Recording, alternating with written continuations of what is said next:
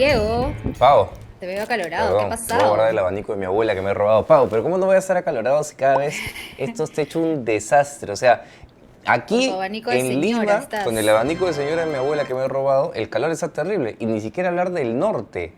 No, exacto. El norte está muchísimo peor que nosotros. Nosotros nos achicharramos, pero ellos llegan a temperaturas que pasan los 35 grados. Imagínate, aparte con inundaciones y todo lo que hemos estado viendo. No, yo no podría soportar 35 grados. Además es desesperante, pero lo más desesperante aún no solo es que estamos hablando de la ola de calor que está asolando todo el Perú, pero sobre todo la zona norte de nuestro país, sino los riesgos constantes de lluvias que pueden desembocar en desastres como huaicos, aluviones, etcétera, etcétera, etcétera. Entonces, además del calor, tenemos todavía la ira de la naturaleza.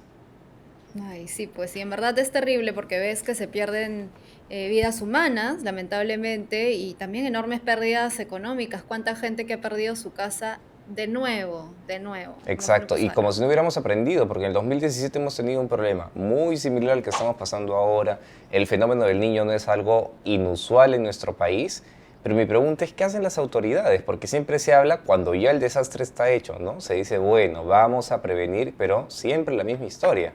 Sí, pues es horrible porque no vemos suficiente prioridad a este tema de la prevención, ¿no? Ya sabemos que va a volver a pasar, el fenómeno del niño, bueno, no sabíamos que iba a venir un ciclón definitivamente, ¿no? Pero cosas como fenómenos que terminan trayendo lluvias, sobre todo al norte de nuestro país, ya sabemos que ocurren de vez en cuando, pero de alguna forma u otra siempre terminamos como desprevenidos, ¿no? Claro, y ahora que además en las noticias internacionales aparecen datos sobre el calentamiento global y cómo la cosa se va poniendo, pero si antes todos esos procesos tenían un ciclo natural, digamos, de un año, ahora sucede en un mes. Entonces todo está, pero en Tal versión cual, turbo, por dos. en turbo, o sea, así como lo dices, de hecho el Perú es un país súper vulnerable a fenómenos críticos.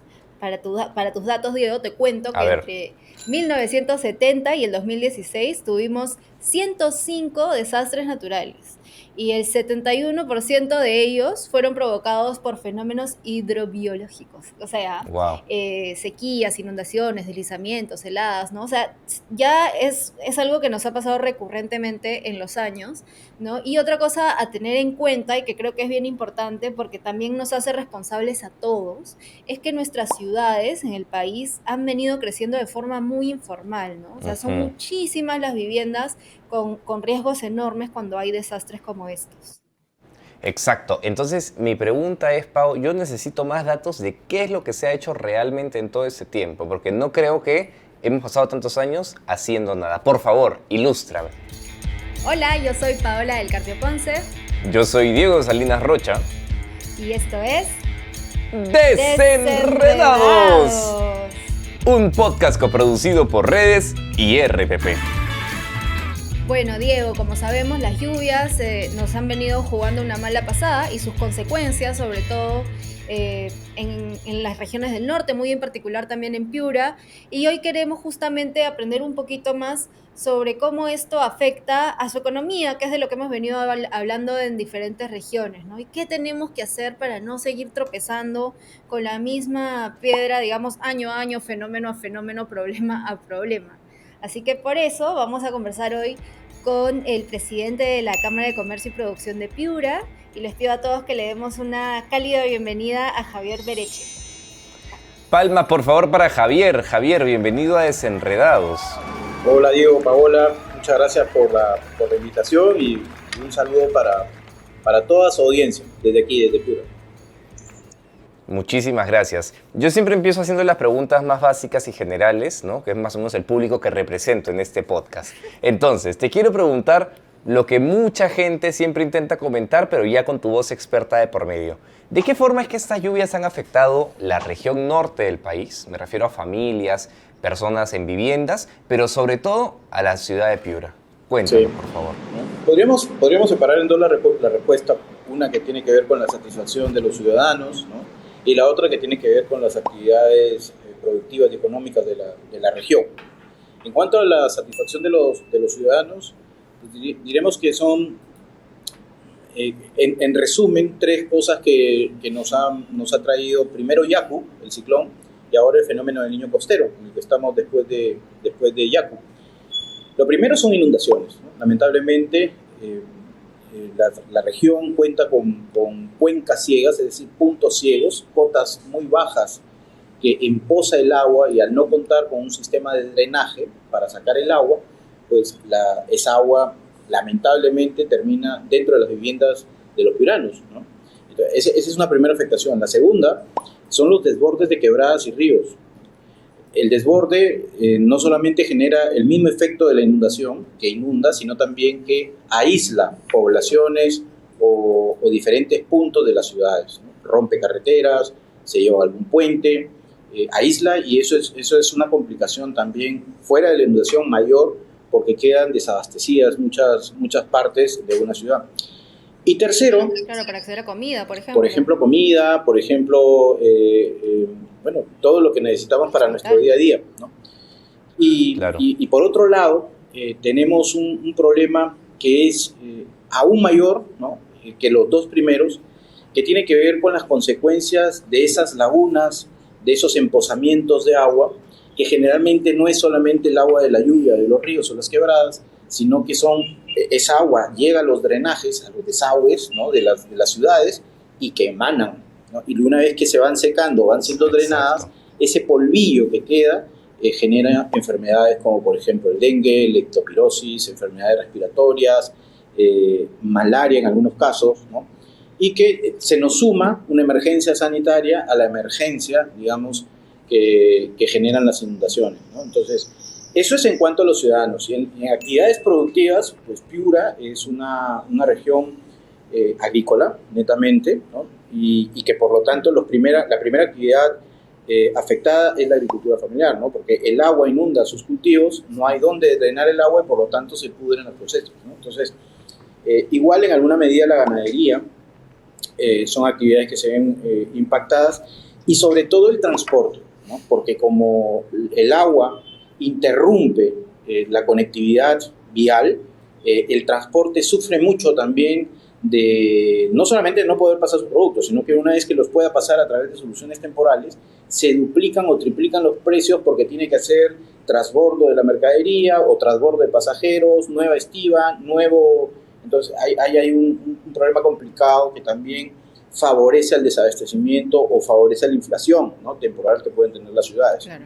Claro, de hecho, en el último reporte, para seguir dando datos, en el último reporte de inflación que ha salido del INEI, Piura ha sido la ciudad con un mayor aumento de precios intermensual, ¿no? O sea, entre febrero y marzo, donde más han aumentado los precios ha sido precisamente en Piura. Y como nos cuentas, y como bueno, decíamos un poco al inicio, a veces uno siente que, o sea, a ver, yo recuerdo muy vividamente, yo no estaba, me acuerdo en Perú cuando se dio el Niño Costero, pero a través incluso de las noticias internacionales lo vivía muy de cerca, ¿no? Y decía, no puede, o sea, yo después de algo así espero que pues se tomen un montón de medidas, ¿no?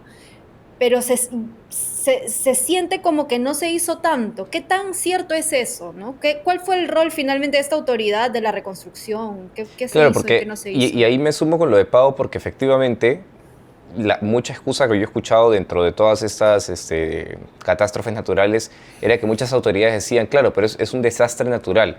Efectivamente, nadie cuenta con un cronograma de cuándo nos va a azotar la naturaleza. Sin embargo, hay medidas que se pudieron tomar. ¿Se tomaron esas medidas? Sí, miren, se creó la famosa Autoridad para la Reconstrucción con Cambios. Digo famosa porque creo que todos ha estado en análisis de todos los peruanos en estos últimos días a raíz de las inundaciones lamentables que tenemos. Pero, miren, cuando se crea la Autoridad para la Reconstrucción con Cambios, no se creó como una entidad ejecutora. Ese es el primer punto que yo he podido analizar, sino como una entidad que financia a los gobiernos locales, regionales. O sea, les daba plata, pero ellos no hacían las obras. Les daba dinero para hacer las obras, digamos, de reconstrucción que cada región o municipalidad del país consideraba era prioritaria para reconstruirse y de manera integral. La parte integral, que es con cambios, ¿no? Se supone que las nuevas soluciones, que las reconstrucciones que se hagan tenían que ser resilientes. ¿Qué significa eso? Que cuando venga una nueva avenida de agua, no tenga ningún impacto, ¿no? Que tengan drenajes, que tengan... Claro. ¿Qué ha pasado a lo largo del tiempo, no? A lo largo del tiempo lo que ha pasado es que se ha iniciado la reconstrucción de lo que el agua dañó, ¿no? Es decir, se han reconstruido escuelas, se han reconstruido avenidas, veredas, colegios, postas médicas, hospitales, pero no se hizo esa parte integral, la parte con cambios. Porque la parte con cambios, ¿qué era? Ponerle un drenaje a las ciudades y hacer que los ríos no se desborden y no inunden las ciudades. No se ha intervenido los drenajes pluviales de Piura, ni tampoco se ha intervenido el cauce, o mejor dicho, no se ha hecho una solución integral para la cuenca del río Piura, ¿no? O sea, el río Piura, ¿qué necesita? Necesita cuatro cosas. Necesita reforestación arriba, porque a lo largo de estos años, al no estar río arriba, al haber perdido la vegetación en el cauce del río, entonces el río viene con barro. Y ese barro sedimenta su caja hidráulica, entonces se va subiendo el piso, se va subiendo, y el río tiene, digamos, llena con poca agua, cada vez con poca agua. Entonces, al tener un zócalo necesitas menos lluvias para llenar el río. Lo he dicho mejor que yo. Al tener ese zócalo cada vez más alto, entonces, ¿cómo proteges a las poblaciones? Necesitas diques, ¿no? Porque la caja cada vez está más elevada. Entonces, primero necesita reforestación arriba, es una solución de largo plazo. Segundo, necesita represamiento del agua río arriba para que río abajo no inunde y más bien favorezca las sequías.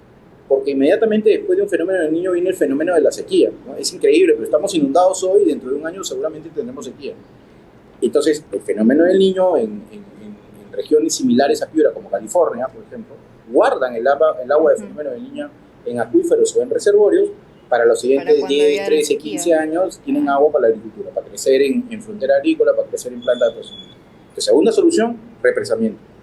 Tercero, necesita diques, porque como el zócalo ha subido, el lecho del río es más alto, necesita diques, porque hay ciudades, como por ejemplo la Plaza de Armas de Piura, la Plaza de Armas de Catacao, su plaza de armas es más baja que el zócalo del río, ¿no? Entonces, ¿cómo vas a drenar el agua de la plaza al río si está más bajo que el río, ¿no? Es muy complicado. Claro. Necesitas dique para reforzar las poblaciones por donde el río pueda crecer. Y cuarto, tenemos un río, Diego y Paola, atípico en el mundo. Nuestro río no tiene salida al mar. Entonces ustedes dirán, ¿a dónde va el río, no? Si se llena la cuenca, ¿qué hacen? Pues se desborda, ¿no? Entonces necesitamos que ese río tenga una salida. Hoy sale a una laguna que se llama La Niña, y a través de La Niña debería salir, a través de un espacio, una especie de quebrada que se llama Reventazón, debería salir al mar, ¿no? Para que el río tenga energía y pueda correr, fluir sin inundar, ¿no? Entonces, cuatro cosas: necesita reforestación, necesita represamiento, diques y una salida al mar. Esas cuatro cosas son integrales, son de largo plazo, son megaproyectos y ninguna de ellas se ha hecho. Y el otro proyecto integral que Piura necesita es un drenaje. Como les explico, esas cuencas que tiene Piura muy bajas, ¿no? No tiene hoy no drena el agua y por lo tanto se inunda, y ustedes pueden tener una organización completamente llena o un asentamiento humano completamente lleno de agua. Y no hay por dónde sacar el agua ni siquiera con bombeo, porque todo es agua, ¿no? Entonces, claro, ahí necesitas tener un sistema de drenaje, ¿no? Con bombeo para poder llevar el agua al río o alguna laguna cercana, y ese sistema de drenaje nuestra ciudad no la tiene. Entonces hoy llueve, entonces sale el río y estamos bajo agua literalmente el día de hoy. Claro. Y te iba a preguntar, perdón, Javier, ahora que mencionas esos asentamientos humanos, urbanizaciones que se repletan de agua, ¿están completamente saneados? Porque, claro, podríamos hablar de tener, de alguna forma, un poco de drenaje, pero si en la zona va a faltar luz o va a faltar desagües, la gente va a pedir primero que le pongan servicios básicos antes que les pongan lo otro, que es igual de importante, sí, pero que también va de la mano, ¿no? Sí, y ahí... en tu pregunta tenemos cuencas bajas o cuencas ciegas, o puntos ciegos, ¿no? Puntos bajos, inundables, saneados. La respuesta es sí, lamentablemente.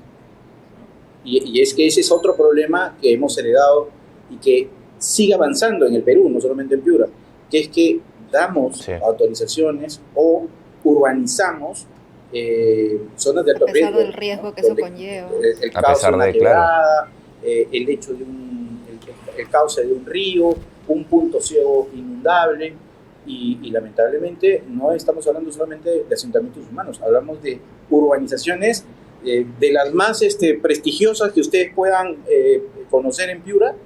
Eran antes el lecho del río, o el cauce del río, o una quebrada, claro, o un punto de drenaje del agua de parte de la ciudad, y que hoy son grandes urbanizaciones. Entonces, claro, tenemos un problema a todo nivel que hemos heredado, que es que no hemos sido muy responsables al momento de construir en las zonas que no debemos construir. Han crecido construir. Desordenados. Bueno, claro, hemos, no en verdad, porque yo creo que ese es un problema nada. urbano general en el Perú, ¿no? Sí. Pero claro, en este momento les está costando muy en particular a ustedes en el norte. Y creo que lo que decían es importante porque también me queda clarísima las 4 soluciones que nos has dado, ¿no? O sea, hay como soluciones muy concretas que se pueden dar, pero me imagino, pues, no sé, a un gobernador regional o a un alcalde diciendo, bueno, voy a poner ahora sí los árboles, vamos a reforestar, y a toda la gente diciendo, no, eso no es lo que quiero, ¿no? O sea, qué difícil puede ser también políticamente vender el tema de la prevención frente quizás a otro tipo de obras, y eso también nos involucra a nosotros como ciudadanos, ¿no? O sea, la prevención debe ser una prioridad de nosotros, así como por supuesto de las autoridades que son responsables de todo lo que está pasando en este momento. Exacto. Sí, es muy difícil, y es muy difícil sobre todo en momentos de emergencia, ¿no? Donde los niveles de decisión cambian a medida que el desastre va avanzando. Ahora estamos en un nivel 5, donde la potestad, digamos, o la dirección estratégica de la emergencia la tiene INDECI y las Fuerzas Armadas. Y que a mí me parece muy bien, porque en 2017 funcionó, en 1998 también funcionó, tendría que funcionar ahora también. Sin embargo, sí que nos queda a nosotros un punto que creo debiera ser el punto de inflexión, ¿no? El punto, digamos, disruptivo que tiene que haber este año, por fin este año. Lamentablemente, con el ejemplo de mi región, es que el Perú tiene que tener prevención. No nos puede volver a pasar claro, que nos venga otro fenómeno del Niño o cualquier otro fenómeno natural que es repetitivo sin que estemos preparados, ¿no? Y esas partidas que hoy las dejamos al último, que se llama emergencia y prevención, hoy no tienen idea, chicos, la falta que hace, porque no tenemos recursos, no tenemos presupuestos, tenemos que inventarnos planes de contingencia y de emergencia para salir de esta, cuando debiera ser natural. Miren, el fenómeno del Niño en Piura, ¿saben lo que debiera ser? Debiera ser una bendición para los piuranos, porque al ser un desierto Piura y nuestro estado natural es seco, sequía, debiéramos añorar el fenómeno del Niño para guardar el agua. Y crecer en agricultura. Exacto. Y crecer en fronteras agrícolas, etcétera, como lo es, por ejemplo, en California. Le voy a poner un ejemplo que puede sonar, una comparación que puede sonar tal vez para algunos un poco ridícula, pero se las cuento. En el año 2016 estábamos en sequía en Piura, y yo por estudios estuve en California. Y en California leí un periódico donde decía, los californianos piden a Dios, elevan plegarias a Dios para que llegue el fenómeno del Niño porque están en sequía. Y cuando vine a Piura, era más o menos noviembre del 2016, decían los piuranos, en un periódico local decía, los piuranos elevan una plegaria a Dios para que no venga el fenómeno, ¿no? Entonces, se dan cuenta que para ellos es una bendición y para nosotros es una maldición, porque tenemos que preparar las ciudades. Tiene la diferencia de sí, de la gestión, básicamente, ¿no? Porque el fenómeno natural va a terminar siendo el mismo, el punto es cómo se maneja. Hace un momento mencionabas la presencia de las Fuerzas Armadas y ya de entidades gubernamentales, y creo que todos hemos sido testigos a lo largo de la emergencia, desde que se originó el desborde del río hasta que ya de pronto las cosas eran muy, muy inmanejables. Un poco ese juego que siempre sucede en nuestro país, que es el alcalde le tira la pelota al presidente regional, el presidente regional se la devuelve al alcalde, el alcalde le echa la culpa al gobierno central. Entonces, a nivel de estructura gubernamental, ¿tú consideras que la descentralización ha funcionado, sobre todo de cara a esta emergencia? O sea, ¿realmente es cercana para atender las necesidades de la población? Yo creo que no hemos estado preparados para esta emergencia, y las autoridades regionales y locales que tenemos no tienen ni 3 meses en el cargo. O sea, tampoco podemos, o sea, han entrado... Claro, no es que ellos personalmente han entrado con un equipo de trabajo nuevo el 1 de enero y de pronto al mes o mes y medio les cae un ciclón y les cae un fenómeno del niño costero.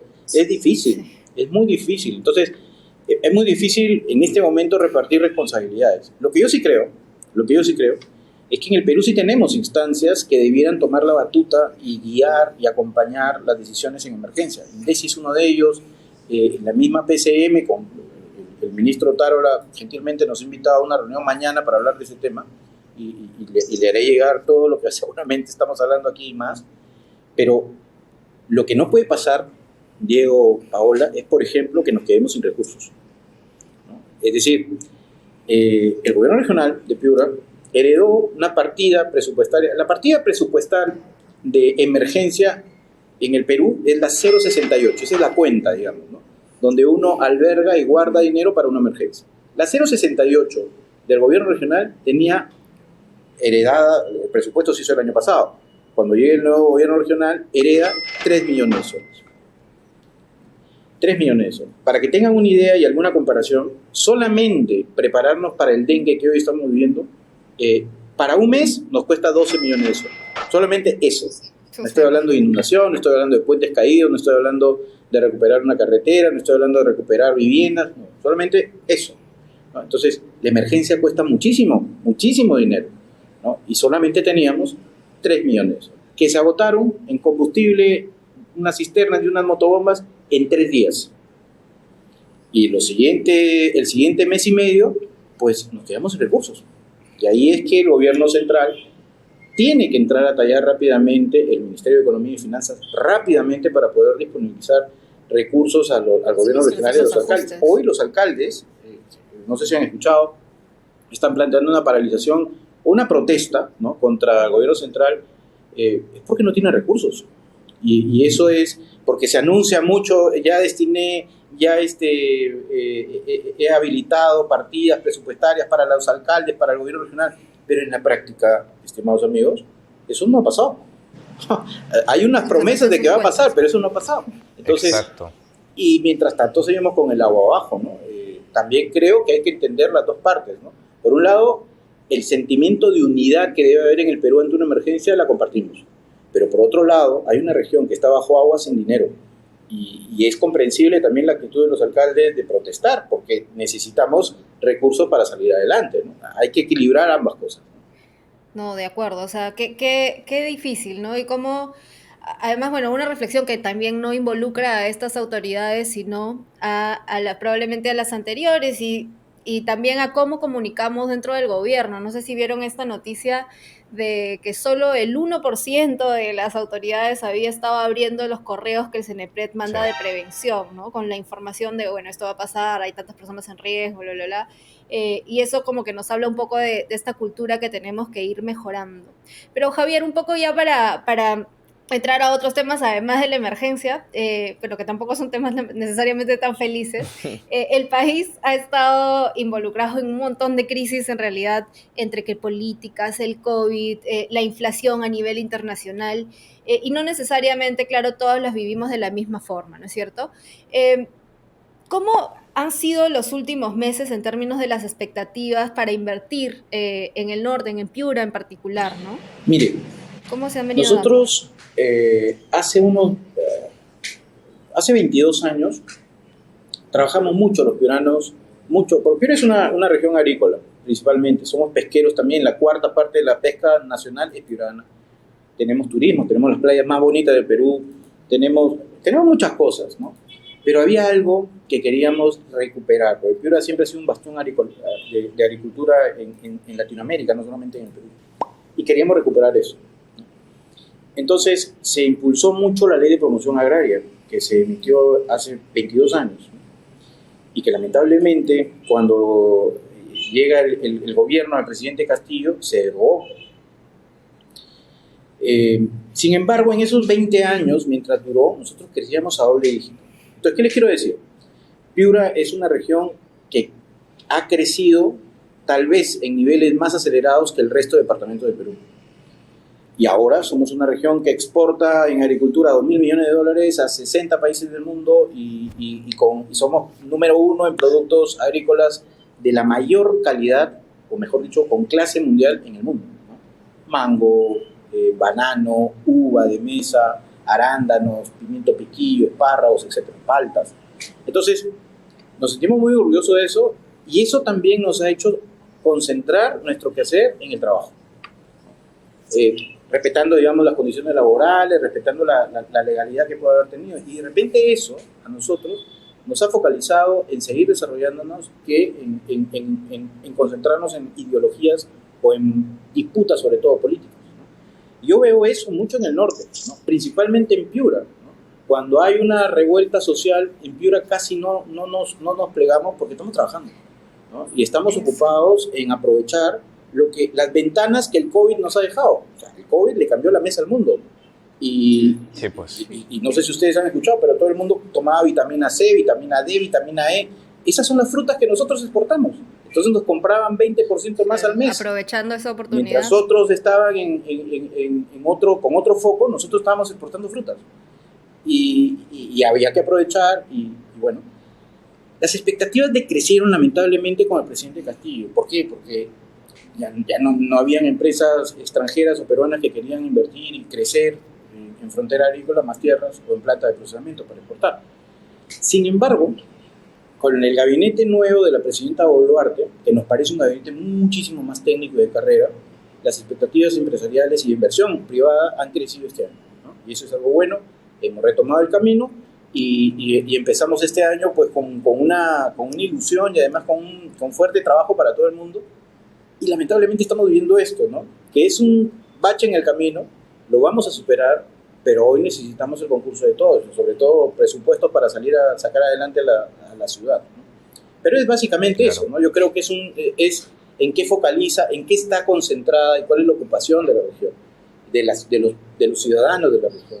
Los piuranos hemos vivido crisis climáticas terribles, Diego y Paola, y ¿saben qué? Hemos salido adelante muchas veces solos. Entonces, tal vez ese ejercicio, esa dinámica, nos hace ser más resilientes ante convulsiones sociales, por ejemplo, ¿no? En que priorizamos qué es más importante, el trabajo y mi familia, eso es bien interesante. O algo político, ¿no? De hecho, hace poco que hemos tenido todo este tema de las convulsiones sociales a fines del 2022, no veías a las regiones del norte no con esa misma intensidad.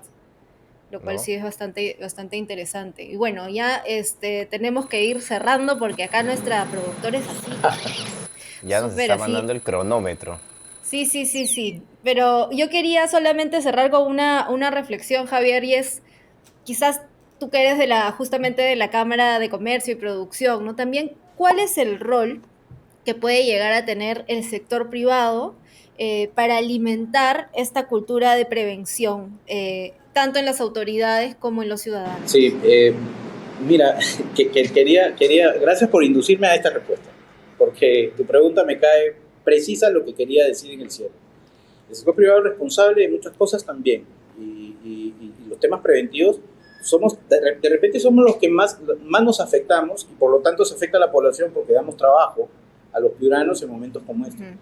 Por lo tanto, somos los llamados a poner sobre la mesa la cultura de prevención que debemos tener como Estado para poder salir adelante en esto. No solamente con el trabajo diario o con la colaboración o la responsabilidad social o la donación de maquinaria para salir adelante en la emergencia, que eso ya lo hacemos, ¿no? Eso no es suficiente.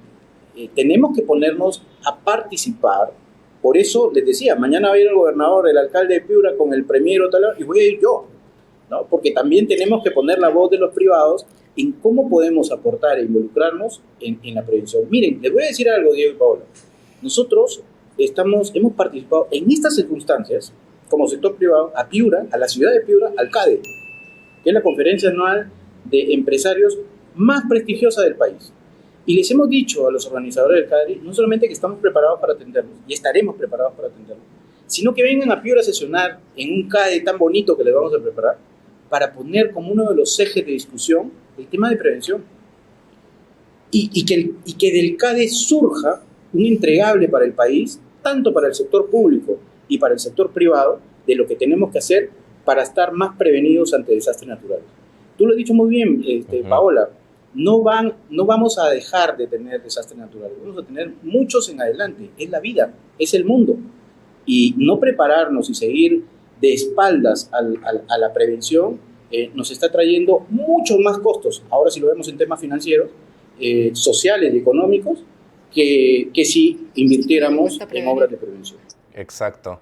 Y qué importante lo que menciona Javier, porque suele pasar que en el Perú existe un discurso bastante polarizador entre el privado y el público, ¿no? Entonces, el privado no va a colaborar con el público tiene la culpa de todo, pero justamente esta forma en la que se están abordando, y me parece maravilloso para que todos los oyentes de Desenredados lo tengan también en mente, de que es un trabajo conjunto y que el trabajo conjunto, tanto del Estado como de los privados, va a generar mejora de trabajo, de saneamiento, de prevención y sobre todo de calidad de vida para las regiones y para las personas, porque siempre nos olvidamos cuando hablamos de todos estos temas de que estamos hablando de personas, de familias, de niños que van a acceder a educación, de padres que van a tener mejores ingresos salariales para poder dar una mejor calidad de vida. Entonces, sí, es importante lo que mencionas. Y mira, digamos, resume perfectamente lo que tú dices, Diego, una cosa.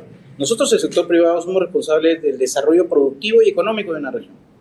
Pero no hay desarrollo económico, no hay desarrollo de una economía si es que no tenemos un desarrollo social digno. Porque son trabajadores los que generan justamente ese desarrollo productivo y económico. Por lo tanto, el sector privado, esta Cámara de Comercio, tiene que involucrarse en ese desarrollo social que tiene en estos momentos que ver con emergencia y con prevención. Así que ojalá que seamos elegidos para el CADE y podamos poner sobre la mesa una agenda diferente a partir de ahí al sector privado y al sector público, para que aquí, en medio de un fenómeno del Niño, el CADE pueda salir con una recomendación digna, sana, ejecutiva, eficaz, eficiente para todo el país y poder ver los fenómenos naturales con otro prisma, ¿no? Con un prisma de mayor preocupación y de mayor inversión y foco en adelante. De acuerdo, ojalá que sí, Javier, y ojalá que de verdad logremos poco a poco, no va a ser de un día para otro, ir logrando hacer de la prevención pues una real agenda nacional. Efectivamente, así que, una agenda nacional, muy bien dicho. Bueno, amigos, hemos llegado tristemente al final de este episodio y también de esta temporada, que realmente ha sido muy enriquecedora. Nos hemos divertido mucho y aprendido como siempre. Muchísimas gracias, Javier, por tu tiempo y muy en particular por atendernos en medio de una emergencia. Sabemos que estás complicadísimo y con los tiempos, entre que los tiempos y las dificultades, incluso con la infraestructura, te agradecemos mucho. No, muchas gracias a ustedes por invitarme. Me ha encantado su formato, sinceramente, se los digo. Muchas gracias. Y nada, primero nuestra solidaridad con todos los damnificados en esta emergencia, pero también nuestro mensaje de ánimo y de fuerza. Vamos a salir adelante de esto, ya lo hemos hecho antes. Hay que tenernos un poquito de paciencia y mucho ánimo para todos. Muchas gracias, chicos. No, gracias a ti. Gracias. Y Javier, por favor, a los chicos que están escuchando Desenredados, ¿dónde te pueden seguir leyendo, escuchando tus entrevistas, alguna ponencia, algo, redes sociales? Por favor, compartirlas para que todos estén pendientes. Muchas gracias. Yo uso bastante LinkedIn, ahí estoy. Estoy como Javier Berecha Álvarez, ahí podemos interactuar cosas, sugerencias o planes, ¿no? que podamos tener en la actividad pública, pero sobre todo en la privada, ¿no? Ya saben, anotado ahí las redes de Javier. Todos siguiendo a Javier en este momento. Muchísimas gracias. Entonces eso es todo. Hasta la siguiente temporada de Desenredados. Chao, cuídense mucho. Así es. Muchas gracias.